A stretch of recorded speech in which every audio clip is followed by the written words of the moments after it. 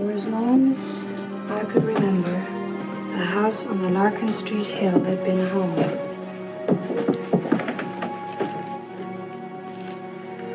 Papa and Mama had both been born in Norway, but they came to San Francisco because Mama's sisters were here.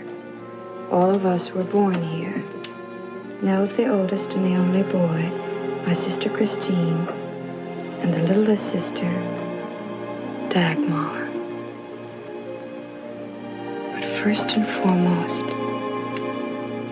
I remember Mama.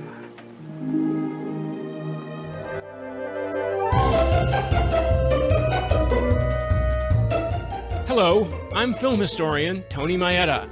And I'm Brad Shreve, who's just a guy who likes movies. We discuss movies and television from Hollywood's golden age. We go behind the scenes and share our opinions, too. And of course, being the average guy, my opinions are the ones that matter. As does your self-delusion. Welcome to Going Hollywood. Tony, we're approaching the beginning of the month, and I need to know, do we have enough to pay for our podcasting bills? Yeah, how much is the bills? Well, our podcasting host, they are charging us 45 cents a month. 45 cents for the podcasting host? Yeah. Mm-hmm. And to get on the internet, it's costing us 27 cents a month. 27 for the interwebs? Yeah. And we might need some new equipment. I was thinking we might have to get a couple of microphones. Yeah, a couple of microphones are getting... Am I being too extravagant? Oh, okay. How much for the new equipment? Microphone? 30 cents each one. Oh, 30 cents, 14. Are we going to have to go to the bank? No, yeah. 14. No, yeah, it's good. It's good. We do not have to go to the bank.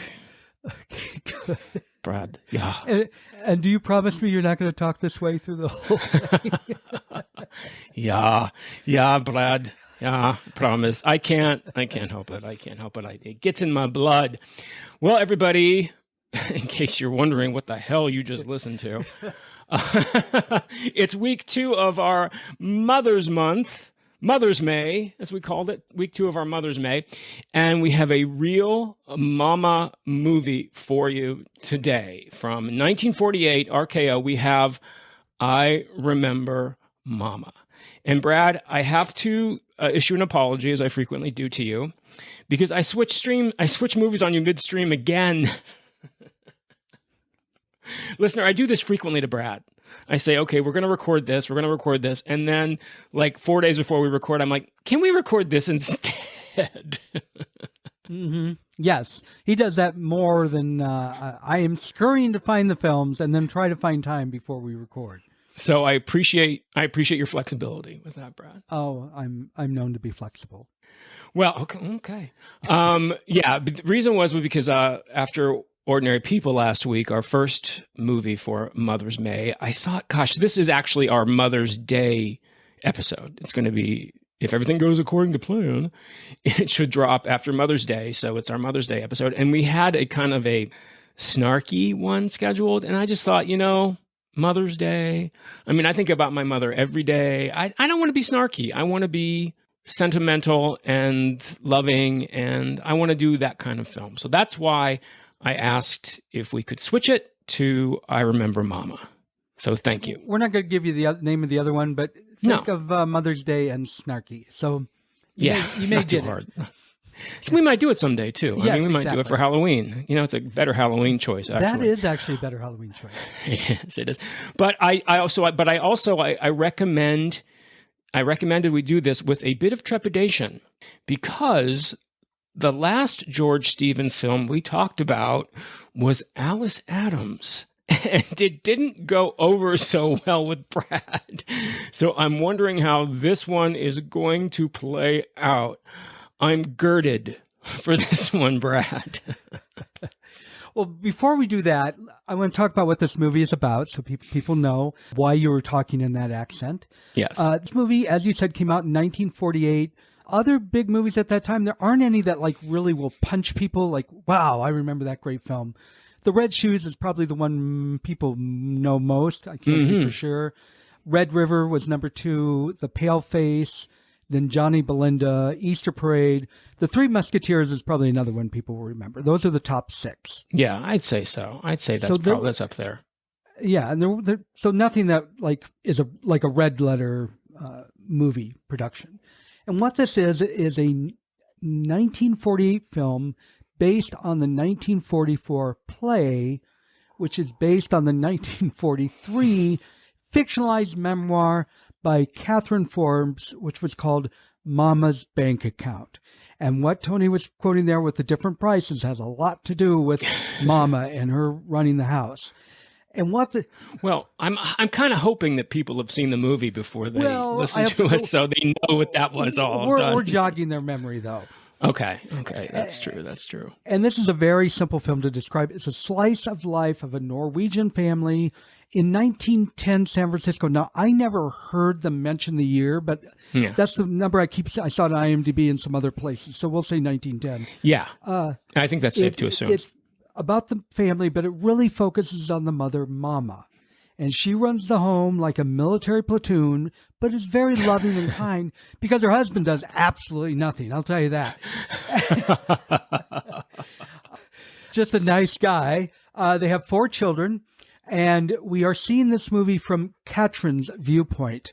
We see her both as an adult, as a child, and a teenager, I guess. And I have to tell you, I'll tell you about my relationship with her in just a moment.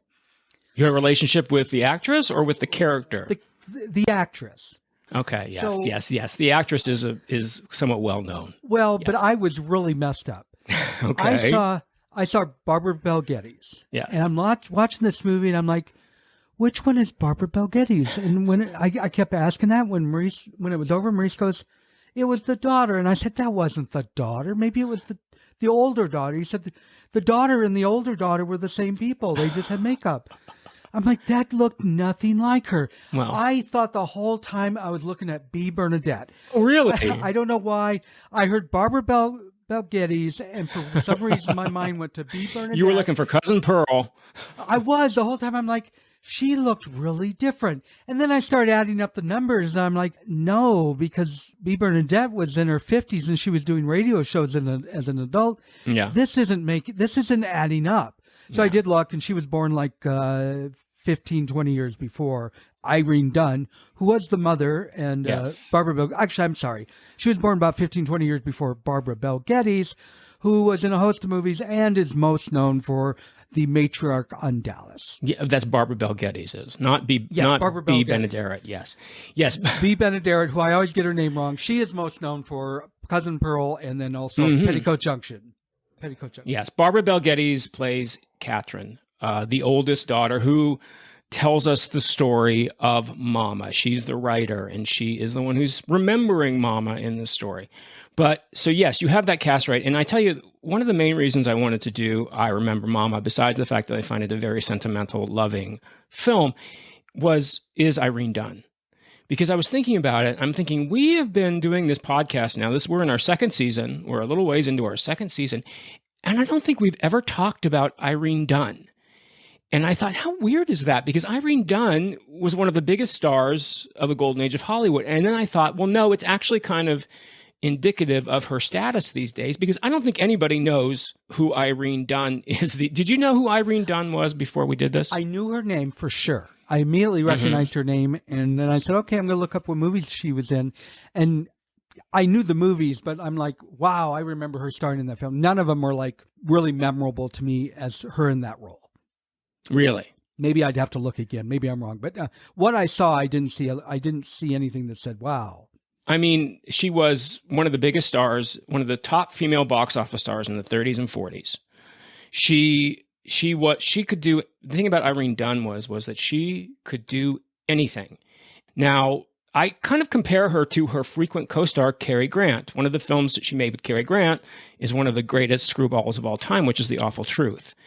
And the thing about Irene Dunne was that she was incredibly versatile, but she was incredibly skilled in that versatility. I mean, in the golden age of Hollywood, actors pretty much had to do everything. You know, I mean, they all did comedies, they all did dramas. Many of them did musicals, even though they couldn't sing. So, I mean, like Joan Crawford made musicals, but that doesn't mean she was good at it. You know? Yeah. Irene Dunne was good. Her versatility was astounding. She did comedies, as I said, The Awful Truth, Theodora Goes Wild, Easy Living, which is a screwball comedy. In fact, in the film Easy Living, she had a young co-star who freely admitted later in life that she based much of her comic style on Irene Dunne. And that young co-star was a woman named Lucille Ball, just saying. She did drama, Magnificent Obsession, Love Affair, which was the basis of An Affair to Remember, and later on, Love Affair again. Musical, she played Magnolia in the 1936 film of Showboat. She was actually on stage in that. And she did action films, A Guy Named Joe with Spencer Tracy. So she was incredibly accomplished and good at all of it. That's what's so wonderful about Irene Dunne. Yeah, I'm looking at her filmography now. Again, I don't see anything that like makes me thrilled, but I see that she was in Anne and the King of Siam. Anne and the King of Siam, not the musical version though, but not The King and I. She was in the straight version, if you will, of that story. But so she doesn't sing it. What was ironic about it is that Irene Dunne was a trained operatic singer, a little bit like Madeline Kahn. She could have done opera. I mean, Showboat is, it's an operetta. There's arguments that it's an operetta.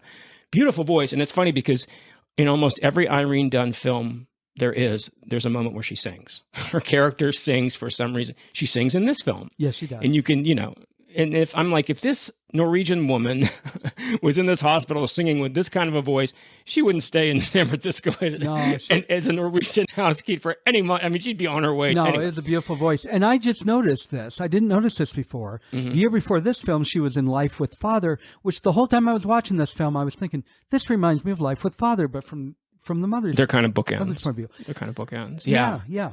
It's funny because she was so gifted. And, Cary Grant said that she had the best timing of anyone he ever worked with. So that's pretty remarkable when Cary Grant is saying that your comic timing is better than anybody he's ever worked with.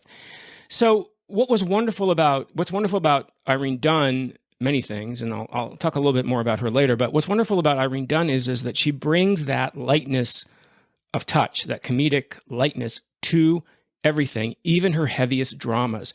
That's what makes them so wonderful. That's how I feel about this film. This film could be very heavy if they had the wrong actress. But Irene Dunne has such a wonderful light touch. She's so subtle and real. There's just a lightness about it, which makes it a really wonderful performance. Yeah, it could be more like Life of Father, where she's very stern and I said she runs it like a platoon, but yes, a very soft way. You never doubt that she is very loving and very sweet. It could have, the wrong hands, it could have been totally different film. Right. Yeah. And, she was pretty much universally considered one of the finest actresses in Hollywood history who never won an Oscar. She's right up there with Cary Grant, Garbo, Barbara Stanwyck, Deborah Kerr, Peter O'Toole. She was nominated 5 times and never won. And the real reason for that is like Grant and Stanwyck, Irene Dunne was a true trailblazer. She went freelance in 1936. So she was not tied to any studio, which at that time was incredibly brave. Now, that's how Hollywood is run now. No one's tied to a studio. But this is the studio era, after all. So that meant she was getting her own work, or her agent was getting her own work. And it's very brave. But the downside of that is that when it came time for Oscar nominations, she didn't have a studio's support to push her through. So she lost 5 times because she didn't have that studio backing. Same thing with Cary Grant. Same thing with Barbara Stanwyck. They didn't have that studio support, and that's one of the big reasons why they never won Oscars. Yeah, it's. I was surprised that she had not won any. Actually, this film, there were 5 nominations, but there were some great actors and actresses. There were, yeah. It was. It was nominated for 5 Oscars. You're absolutely right. And one of those support, you're talking about Barbara Bel Geddes, and you're talking about kind of like a TV icon. There was another TV icon in this movie. Did you recognize her right away? Ellen Corby. Yes. She looks, when she got older, she didn't change her look in any way. Just a few more lines on her face. Ellen Corby, one of those actresses who was born at 45 and stayed 45. Yes, exactly. Until she turned into Grandma Walton. Yeah, she was Grandma Walton. She was in almost all the seasons of the Waltons. Yeah, yeah. But I mean, think about that. How long she worked before she got that worldwide fame. But she was nominated for an Oscar for this as Best Supporting Actress. So, not too bad. Not too bad. She did a lot of work in the 40s and 50s, which we'll talk about. Her filmography was really long. It goes from 1928 to 1997. That's almost 70 years. Yeah, she worked for a long time. Yeah, she did. But I did want to talk a little bit about what you were talking about, the history of this story, I Remember Mama. As Brad said, it's based on a book by Catherine Forbes called Mama's Bank Account, which was then turned into a play called I Remember Mama by John Van Druten. And here's an interesting bit of trivia. It was the first Broadway role of a certain actor named Marlon Brando. I heard that, yes. He played Nels, the son. Yeah, and he hated every minute of it. This doesn't seem like a role for Brando. Well, he was a kid, so he was just out of school, so he was very young.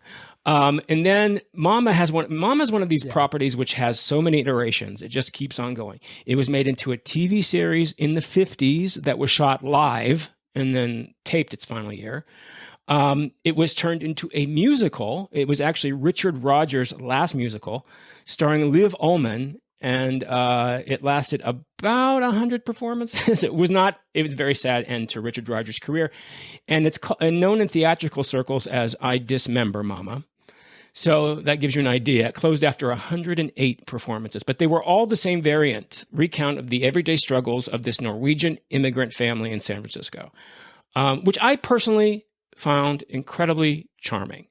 So I'm girding myself right now. Brad, let me have it. What did you think of this movie? Well, you said I Dismember Mama. Yeah. There was actually a 1972 film called I Dismember Mama. It was a there's a horror film. It was a low-budget horror film. I wish we had watched that. Happy Mother's Day.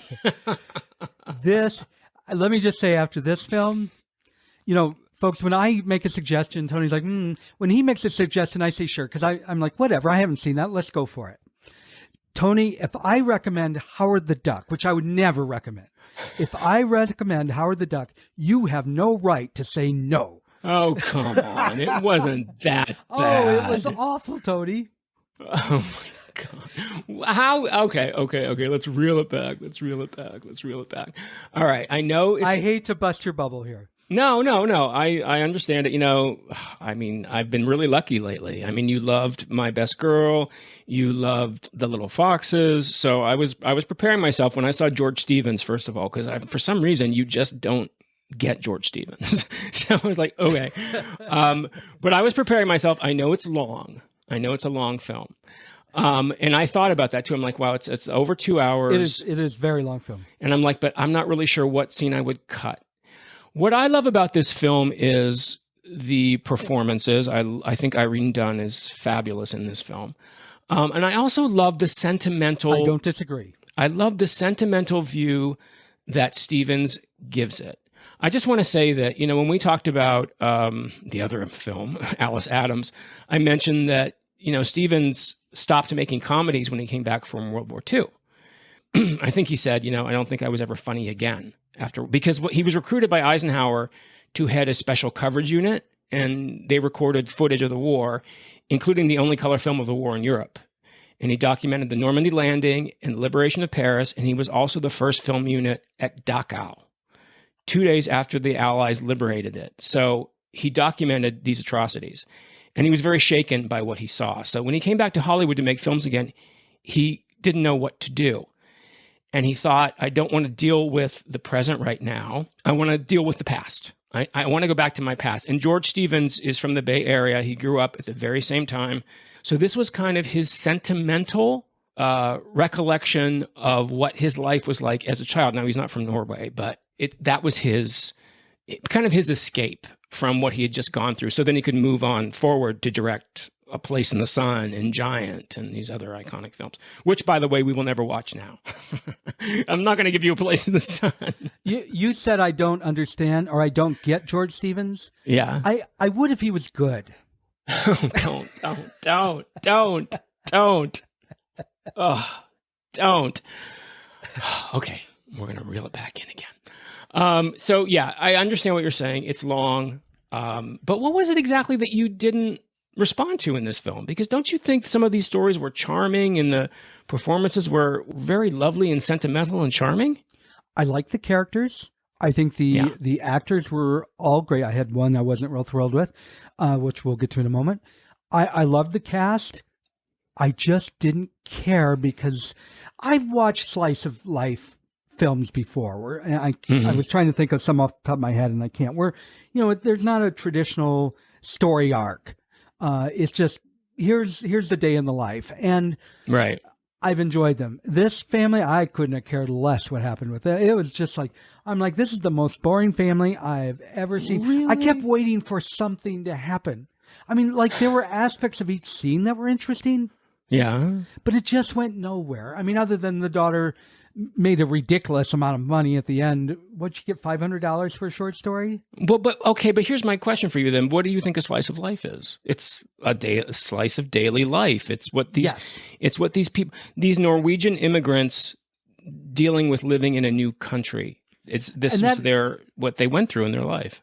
And that is what a slice of life story is, but I wanted to watch a slice of somebody's life that is interesting. Well, we'll agree to disagree. I mean, I don't, as I said, I had my suspicions that you might find that, especially because it is a long movie. But my hope was that you would see the sentiment, you'd see the charm of it, some of the scenes of San Francisco, because they went on location in San Francisco and shot a lot of scenes in San Francisco. And that was obvious. We talked about San Francisco in What's Up, Doc, and we talked about how San Francisco still is and was then, especially in 1948, was kind of like an otherworldly place. And so you have these people coming from another world into another world. They're immigrating. They're emigrating into the United States, or immigrating into the United States from another country, and they're in the United States, but they're in a different country in the United States. They're all together. The aunts are all there, Uncle Chris. So they're very insulated in their own world in this kind of strange San Francisco world. So I kind of love that. I love the shots Stevens has of the fog coming in, and it seems like you're on another planet, and those hills, the way they run down the hills and the wind seems like it's going to blow them over. I don't know. I find it incredibly captivating. Slice of Norwegian life. There are aspects of it. I don't disagree. There's so much I could have liked about this film, but I just kept waiting for something. And it's just like, okay, we're going to do this thing. And then they just do that thing. I felt like it wasn't humor. I mean, there was a little bit of humor in here, but I felt like it was a Saturday Night Live skit that was flat. You didn't like, I have to chloroform a cat. That was the funniest thing. I'm not going to say there weren't funny moments in it. Or the characters. There were very charming moments in it. But the three aunts, Aunt Trina, Aunt Jenny, and Aunt Sigrid. Do you remember her in Rope? Edith Evanston plays Aunt Sigrid, one of Mama's three sisters. These aunts. I was wondering where I knew her from. She played the maid in Rope the following year, along with Sir Cedric Harwick, who plays Mr. Hyde, their boarder. So yeah, I love the aunts. I think the aunts are so funny. The film starts because Ellen Corby's character, Aunt Trina, has been proposed to. I couldn't think of the word for a minute there. By Mr. Torkelson. Mr. Torkelson, who is an undertaker. Poor undertakers. Did you recognize the actor? This is probably a crazy question to ask you. Who played Mr. Torkelson? You know what? I didn't. I knew he was in this film, and it was over. I'm like, Where was Edgar Bergen? I don't remember seeing him. Yeah, he played Mr. I guess because he wasn't dressed like I was used to seeing him. I don't know. He looked very different to me. Yeah. I was really surprised because I'm like, who is that actor the whole time through the movie? Yes, it was Edgar Bergen, absolutely. And Rudy Valley, who was a heartthrob of the 20s and 30s on radio, he played the doctor, a very unusual role. Another one of the Oscar nominations was for the actor Oscar Homolka, who plays Uncle Chris. Now, he actually did the role on Broadway. He was repeating his Broadway role. He also got an Oscar nomination. So 5 Oscar nominations, Brad, and you still hate this movie? Hey, I have to admit, I looked at Rotten Tomatoes. The critics' score was 100%. The audience score was 84%. I think there was like a mass neurosis or something going on. Somebody drank the Kool-Aid. Yes, I don't know what it was because I just Somebody drank some of Uncle Chris's vodka. I saw wonderful moments in different scenes, but I didn't see great scenes, and I didn't see anything that tied together in a way that I found it interesting. Mm-hmm. I loved the characters. The two aunts, I hated their guts, but you were kind of supposed to. Yes, you are supposed to. I loved Ellen Corby's character. I was sad for her because she was such a doormat. But in the end, she ends up with a maid to help her serve her anniversary dinner. I mean, that's... I was very happy about that. She was very happy about that. Yeah, I like Aunt Yenny. Aunt Yenny is played by Hope Landon. She's that big mountain of a woman. Oh my goodness!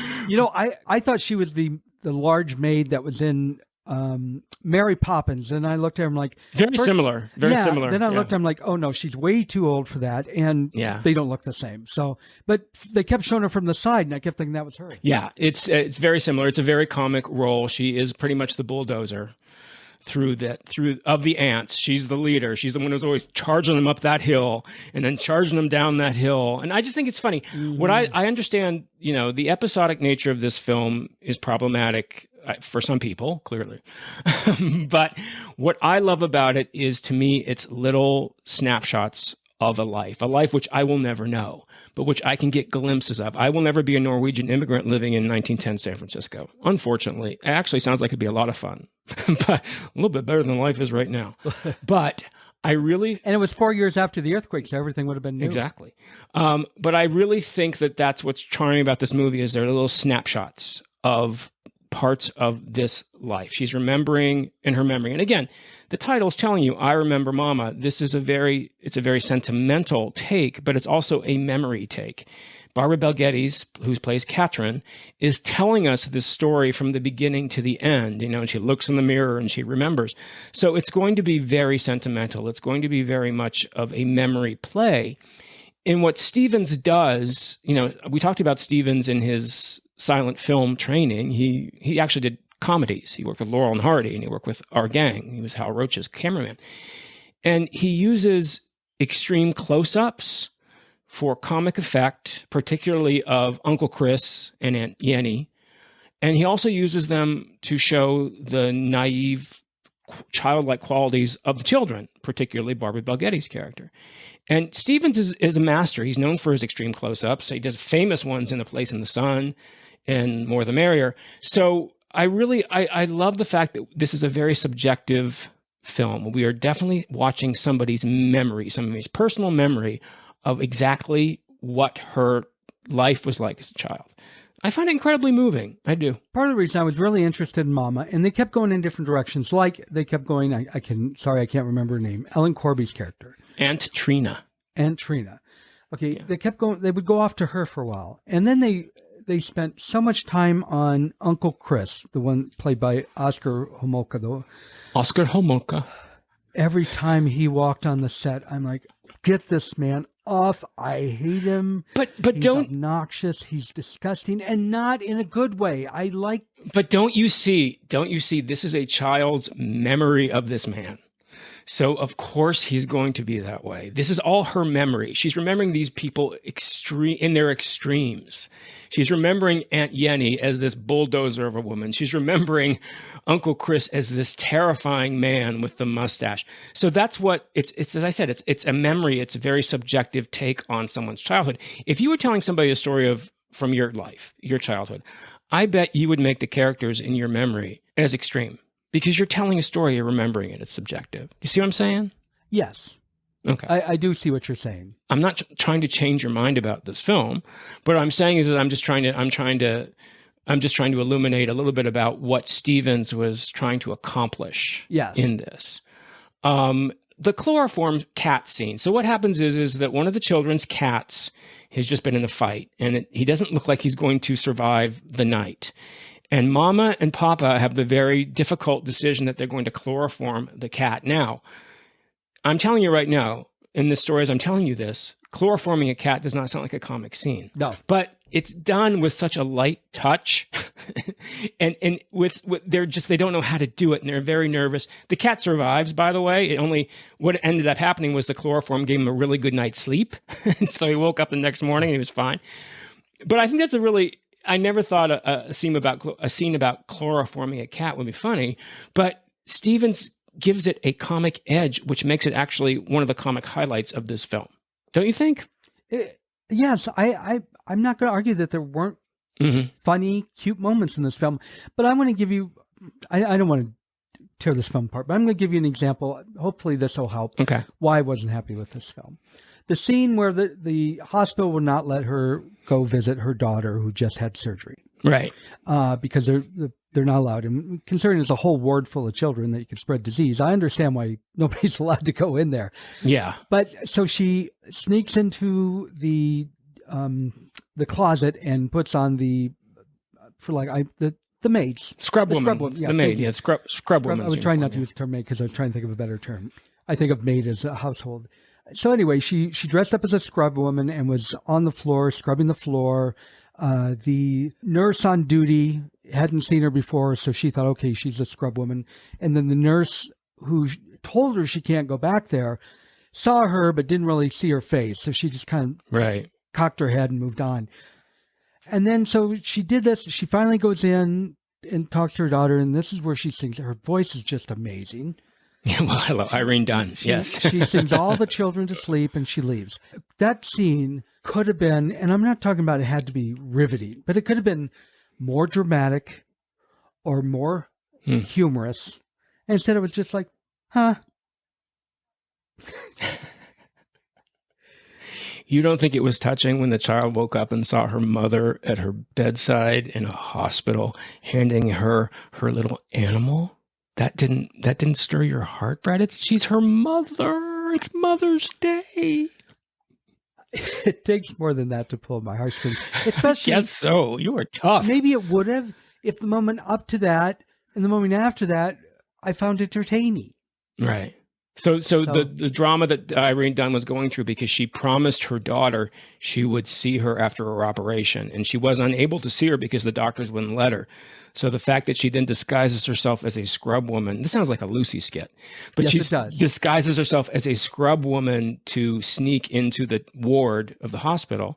So her daughter sees her, so her daughter knows she's there. You don't find that heartwarming? You don't find that moving? I really felt for her when she couldn't go visit her daughter. I got that. I hurt for her.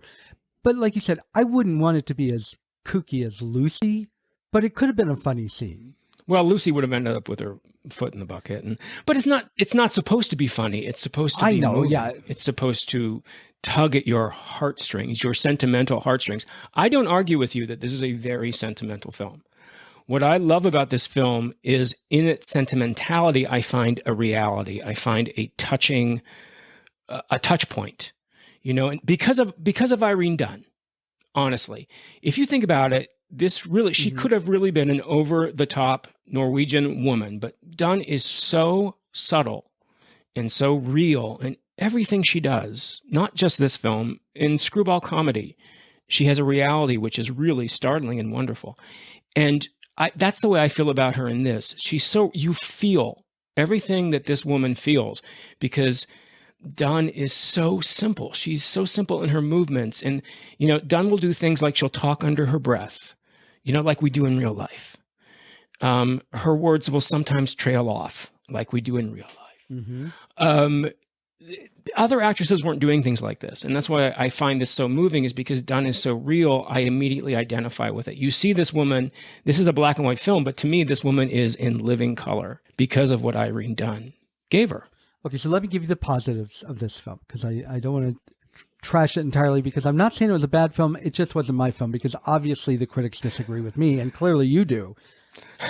Well, just for Mother's Day. So for the people who were like, ooh, wonder what they're going to do for Mother's Day. Maybe I'll watch the movie they're going to talk about. For Mother's Day, I'm going to give a gift to Irene Dunne. I thought she was incredible. She was so good.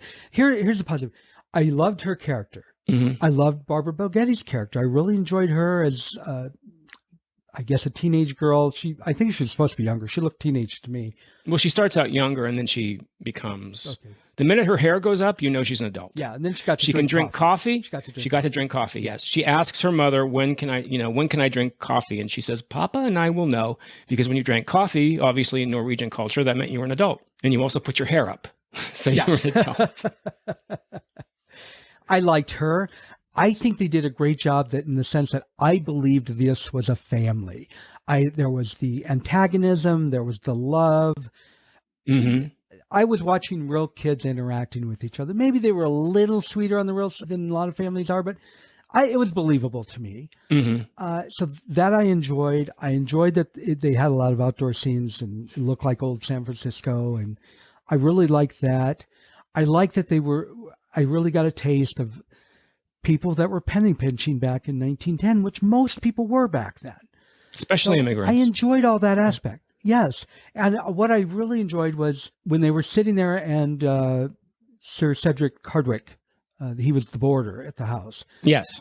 That he would come down and he would read the stories to the family. Mm-hmm. And I thought, that's really nice. Before radio and before television, the families, they used to have to find ways to entertain themselves. Mm-hmm. And that was certainly a nice way for them to enjoy each other's company more and interact with a real person. I thought all that was beautiful. Mm-hmm. I really enjoyed lots of this film. How about when Mr. Hyde, Sir Cedric Hardwicke, skips out on them and leaves the bad check for the months of rent he owes this family? And then Aunt Yenny comes up and says, how could you let him take advantage of you? And he has left them his books that he's been reading to them. And Irene Dunne says, that's more than anything, worth more than any amount of money in the world. I just was like, oh, that's so, yeah, it's sentimental. It's so sentimental as I'm saying it. I'm like, it's so sentimental, but it's so beautiful. It's such a beautiful moment. She could be freaking out. She doesn't have any money. This guy just stiffed her for months of rent. And she's like, but what he's given us in life experience is worth so much more than any amount of money. Money be gone, but they have this memory and they have the books. I love that. I was heartbroken for her at that point. And a little bit. I mean, I knew right away the check wasn't going to be any good. So there wasn't like this shock. Yeah. So that was kind of disappointing. Yeah.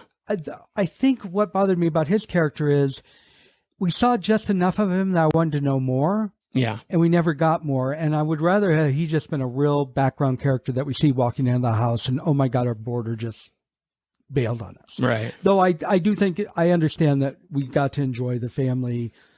I understand his purpose, that we got to see the family huddled together, enjoying this man reading to them, because most of them couldn't read, at least read English. Right. So I get all that. Mm-hmm. I don't know. I just thought the pacing was too slow, and Mm-hmm. I think there should have been some interconnectivity between the scenes. Okay. It didn't have to be like a film today, but just a little more. Well, I mean, there's a lot of films today which are longer than this film. I mean, this film clocks in at 2 hours and some change, and I think that I was thinking about that. I was like, okay, but what scene would you cut?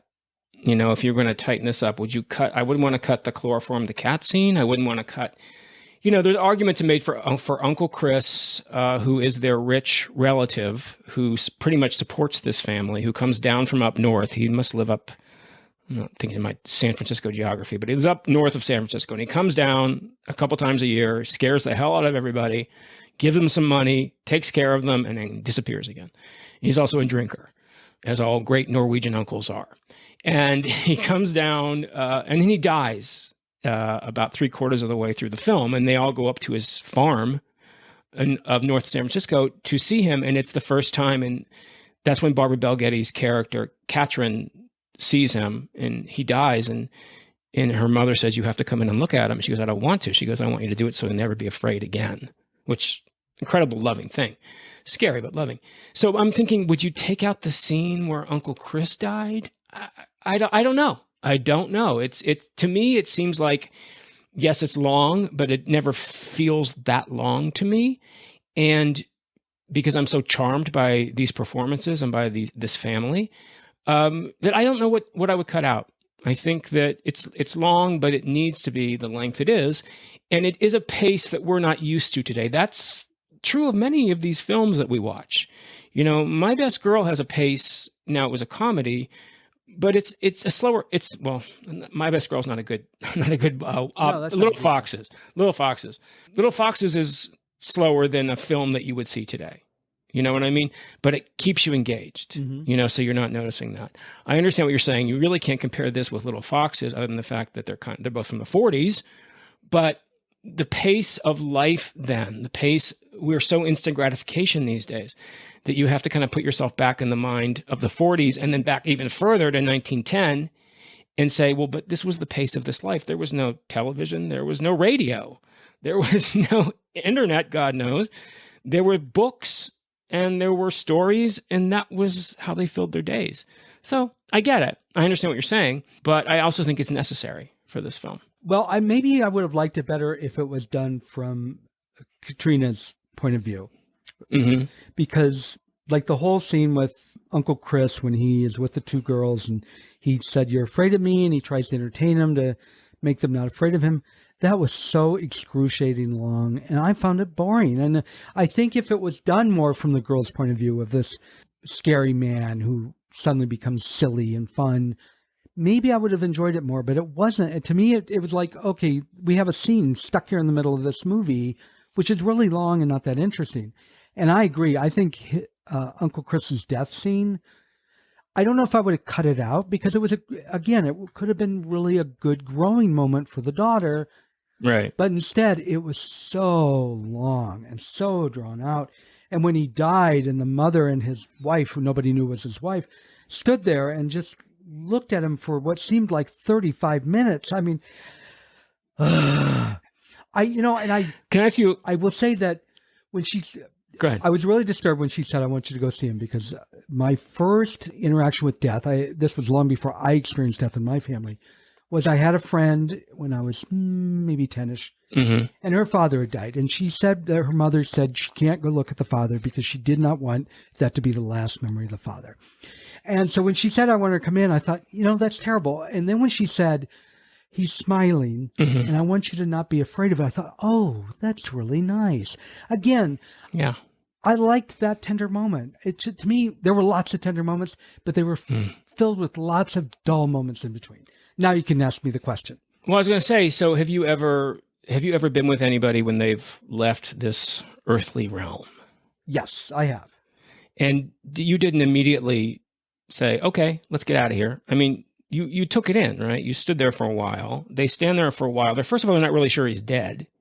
Yeah. And if you notice, Irene Dunne's like leaning in to make sure he's dead. And then they realize he's dead.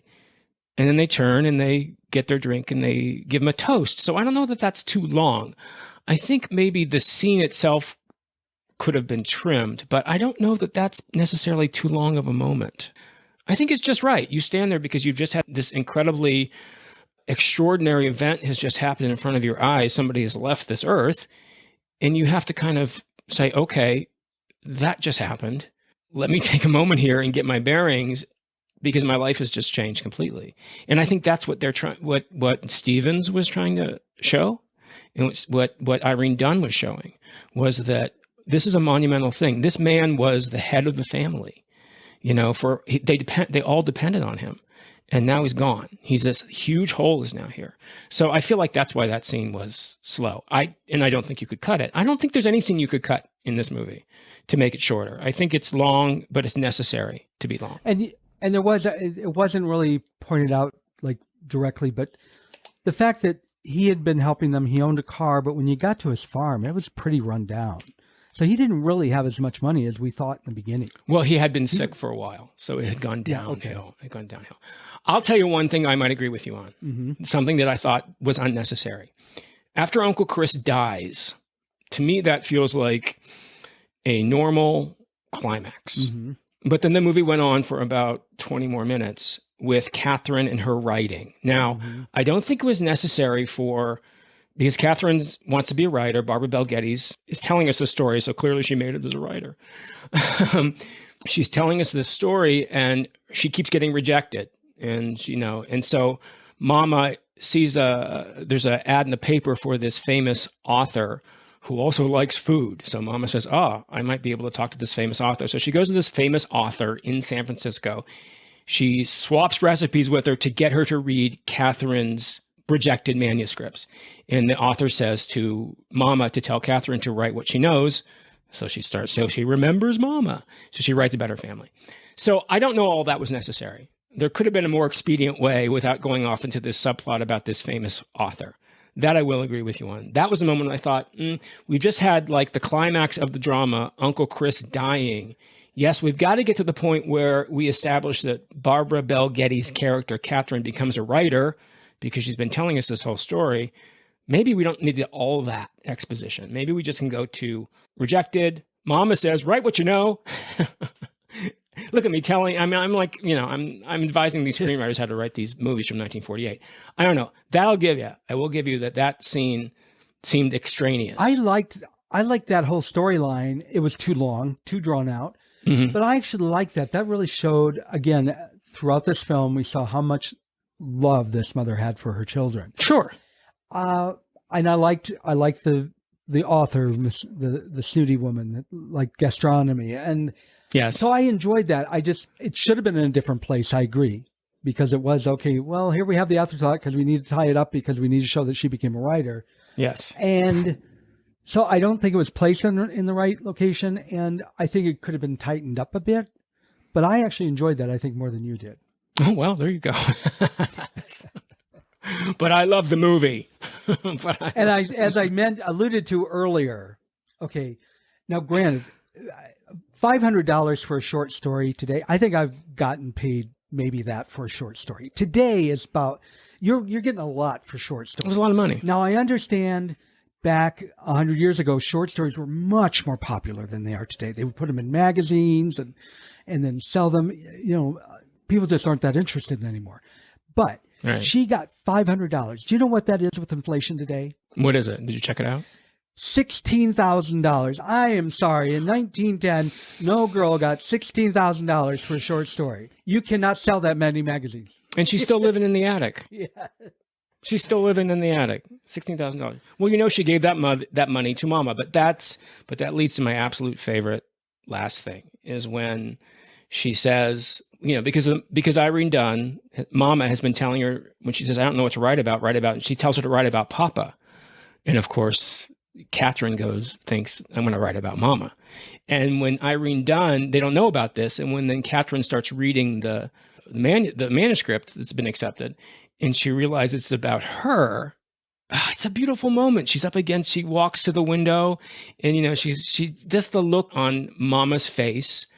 It's so moving. It's so moving. Here's a woman, again, mother. This is our Mother's Day episode. So a mother who does all of this for her family, sacrifices, does all these things. She's never going to get that warm coat.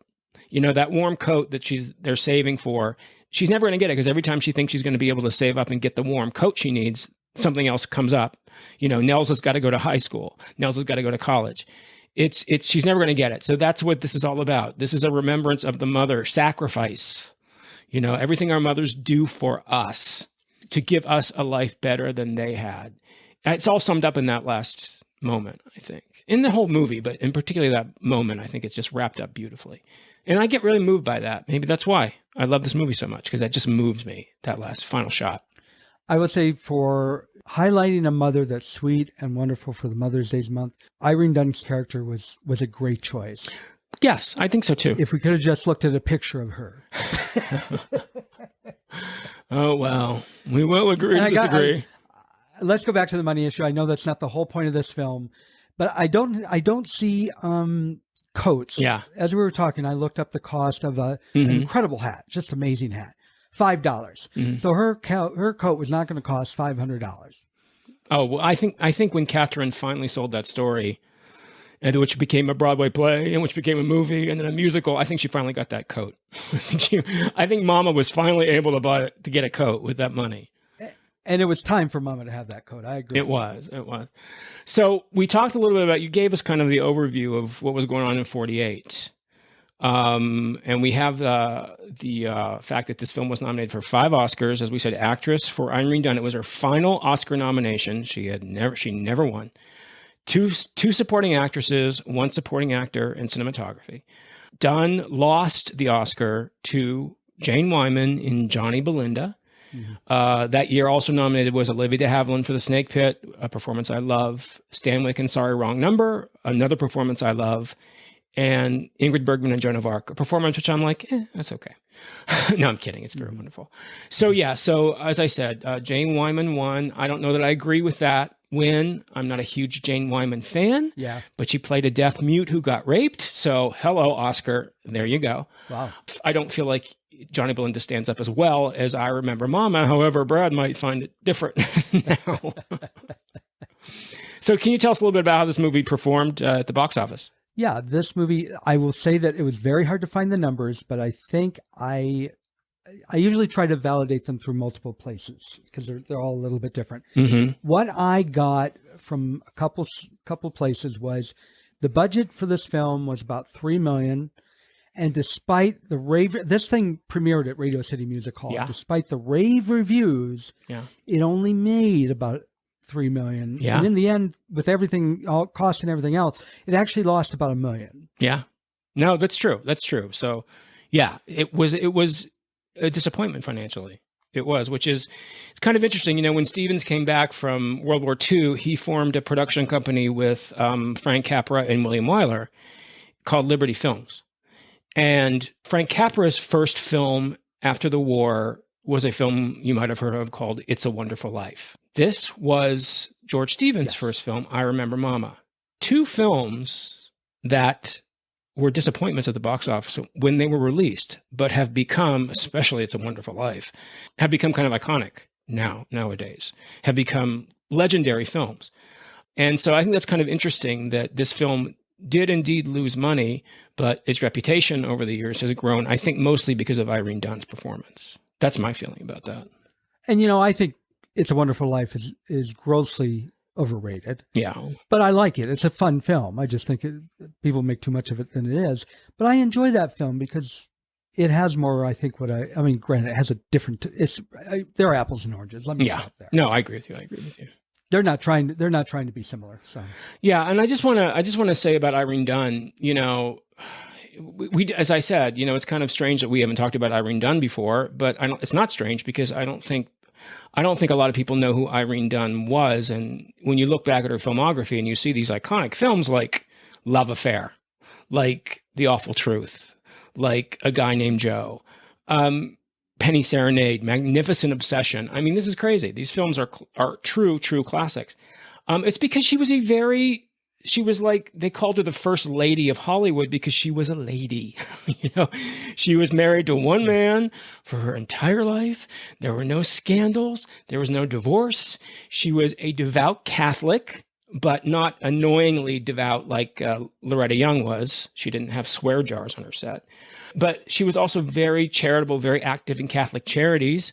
And she was elected president of Santa Monica St. John's Health Clinic in Santa Monica. And in 1957, President Eisenhower appointed her one of 5 alternative U.S. delegates to the United Nations. Oh. I mean, this woman had quite an afterlife after she retired. She also retired. She retired in 52. So she was born in 1898. So she was 54 when she retired. And she knew when to get off stage, clearly. She's like, she's not going to do, she even commented, she's not going to do, people ask her why she retired. She's like, well, look what Joan Crawford's doing now. Look what Bette Davis is doing now. You know, I'm not going to do Lady in the Cage like Olivia de Havilland. So she was a smart lady. Her motto was, and she said this, that she believed that living was greater than acting. And she lived her life that way. You know, she died in 1990 at the age of 91, a true icon of Hollywood and a really great lady. So I got to give it up to Irene Dunne for that alone. Well, before we wrap up, I want to ask you one question. It's something I saw as a fact, and unfortunately, I didn't have time to validate. You know, I don't like to get it from one site. It says that that they originally wanted George Cukor to do this film, and to get him to persuade Greta Garbo out of retirement. Do you know if that's true? Well, the Greta Garbo is absolutely true. Okay. I've read there's 2 sources here. This film was purchased by RKO before the play. The property was purchased. Mama's bank account was purchased before the play. I Remember Mama was even on Broadway. So RKO had it. And it was producer Harriet Parsons who had the idea of Garbo coming back. Garbo left in 42, so they wanted Garbo to come back. And it would have been perfect for Garbo, except for the reason that there ain't no way in hell Garbo was going to come back and play a mother to anybody, let alone Barbara Bel Geddes. I mean, Garbo was gone. She was not coming back. She almost came back one time, made some screen tests, and then went, I think I go home now, and never came back again. So yes, that is true. They did want Garbo. Garbo would have been an interesting choice, but again, there's no way in hell Garbo was going to play somebody's mother. Yeah. Unless it was a little child. She played a mother, and Anna Karenina, obviously she has a small child, but she's not going to play mother to a grown woman. There's just no way. And she was done. So yeah, that is true. It would have been really interesting, but I mean, then we wouldn't have gotten Irene Dunne, and I think Irene Dunne is perfection in this. She was excellent. Can't argue that. Well, Brad, is there anything we want to say? Are you done? Are you done? I will say this rather than, it sounds like I trashed this entire film. There was a lot of really good stuff in this film. Well, good. Really good I'm stuff. glad. I just didn't think the whole package worked. I get you. Well, again, it's good for us to have these differences of opinions. I think it's important. We represent two viewpoints. Mine is right and yours is wrong. So there you go. Anyway. And listener, you can expect Howard the Duck next week. Oh, hell no. End of this podcast. So anyway, we have a couple more Mother's Day movies coming up. One of which is, I believe, what I would say is the biggest mother of them all.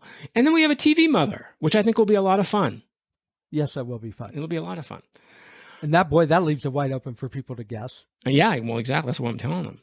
So, Brad, is there anything else we want to say about I Remember Mama or the podcast? I just want to say something to the listener. If this is your first time listening, I hope... I'm sorry.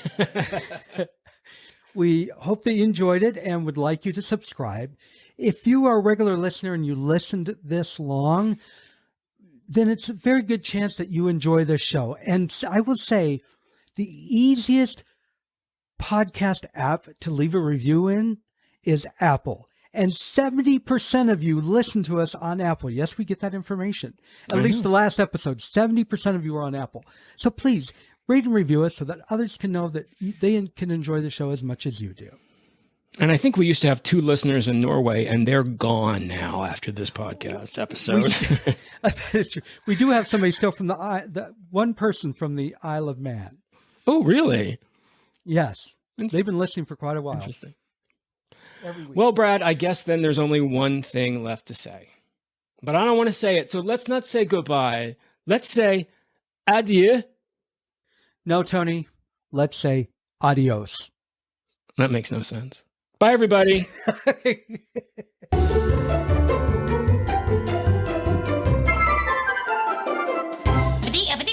That's all, folks.